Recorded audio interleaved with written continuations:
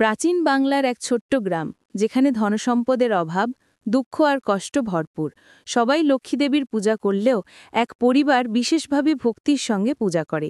আজকের কাহিনীতে জানবেন কিভাবে সত্যিকারের ভক্তি আর সততার কাছে ধনসম্পদ আর ঐশ্বর্য নিজে থেকে এসে মাথা নত করে।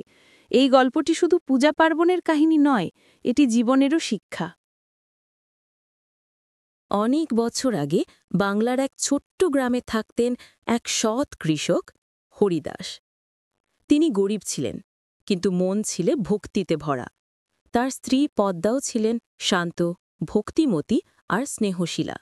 কিন্তু একই গ্রামে থাকত এক ধনী ব্যবসায়ী, ধনঞ্জয় সাহা। ধনঞ্জয় ছিল লোভী, নিষ্ঠুর আর টাকার অহংকারে ভরা। সে ভেবেই নিতে পারত না গরিবরা কেন লক্ষ্মী পুজো করবে। একদিন পদ্মা মৃদু স্বরে বলল, শুনছ হরিদাস, কাল অমাবস্যা। আমাদের তো বেশি কিছু নেই, কিন্তু মা লক্ষ্মীর কাছে তো ভক্তি হলো আসল। একটু কলা, কিছু আতপ চাল আর এই কয়েকটা ফুল দিয়েই পূজা করব। হরিদাস হেসে বলল, হ্যাঁ পদ্মা, মা তো ধনদৌলত চান না, তিনি চান শুদ্ধ হৃদয়। আমাদের মন যদি পরিষ্কার থাকে, তাতেই তিনি খুশি হবেন।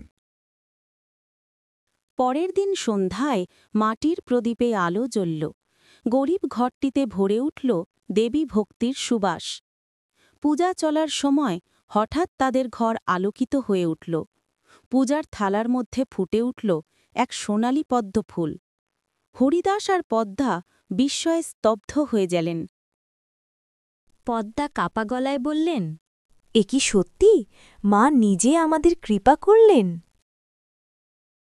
হরিদাস নতমস্তকে বললেন, মা, তুমি আমাদের ছোট্ট ঘরে এসেছ, এই আমাদের জীবনের সেরা আশীর্বাদ। গ্রামে খবর ছড়িয়ে পড়তেই ধনঞ্জয় সাহা রেগে উঠল। ধনঞ্জয় ক্রোধে বললেন, আমি ধন সম্পদের মালিক, অথচ দিবি গিয়ে আশীর্বাদ দিল সেই গরিব হরিদাসকে? এটা হতে পারে না, আমাকে কিছু করতে হবে। চুপিসারে হরিদাসের ঘরে ঢুকে পূজার থালা চুরি করে নিয়ে গেল। সে ভাবল, এবার আমিই হব গ্রামের সবচেয়ে ভাগ্যবান। কিন্তু পরদিন সকালে ধনঞ্জয়ের বাড়িতে অদ্ভুত সব ঘটনা ঘটতে শুরু করল। তার ভরা ভাণ্ডার খালি হতে লাগল। টাকা পয়সা, গয়না, ধন সব যেন হাওয়ায় মিলিয়ে গেল। ধনঞ্জয় ভয়ে কাঁপতে কাঁপতে বললেন, এ কি হচ্ছে? আমি তো ভেবেছিলাম দেবী আমার ঘরে থাকবেন, কিন্তু সব উল্টো হয়ে গেল কেন? সেই রাতে ধনঞ্জয় স্বপ্ন দেখল দেবী লক্ষ্মী তার সামনে এসে বললেন, ধনঞ্জয়, আমি সেই ঘরে থাকি যেখানে ভক্তি আছে, সততা আছে। লোভ, অহংকার আর নিষ্ঠুরতার ঘরে আমি থাকি না। হরিদাস স্ত্রী আমাকে হৃদয় দিয়ে ডাকছে, তাই আমি সেখানে গেছি। ধনঞ্জয় কেঁদে উঠল। সে হরিদাসের কাছে গিয়ে ক্ষমা চাইল। ভাই হরিদাস, আমি ভুল করেছি। আমি শুধু ধন চাইতাম, ভক্তিকে ভুলে গিয়েছিলাম। আমাকে ক্ষমা করো। হরিদাস মৃদু হাসি দিয়ে বললেন, ভাই, মা লক্ষ্মী কাউকে অবহেলা করেন না। তুমি যদি সত্যিই অনুতপ্ত হও, তবে ভক্তি নিয়ে তিনিও তোমার ঘরে আসবেন। গ্রামে আবার শান্তি ফিরে এলো। সবাই বুঝল, লক্ষ্মীদেবী শুধু ধনসম্পদ দেন না, তিনি ভক্তি আর সততারও প্রতীক।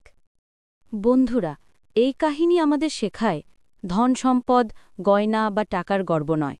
সত্যিকারের ভক্তি আর শুদ্ধ হৃদয়েই মা লক্ষ্মী বিরাজ করেন। যে ঘরে নাম স্মরণ হয়, যে মনে ভক্তি থাকে, সেই ঘরেই মা আসেন। আপনারও যদি এই গল্পটি ভালো লেগে থাকে, তবে ভিডিওটিতে লাইক দিন, কমেন্টে আপনার মতামত লিখুন, আর আমাদের চ্যানেলটি সাবস্ক্রাইব করতে ভুলবেন না। আপনাদের ভালোবাসাই আমাদের অনুপ্রেরণা।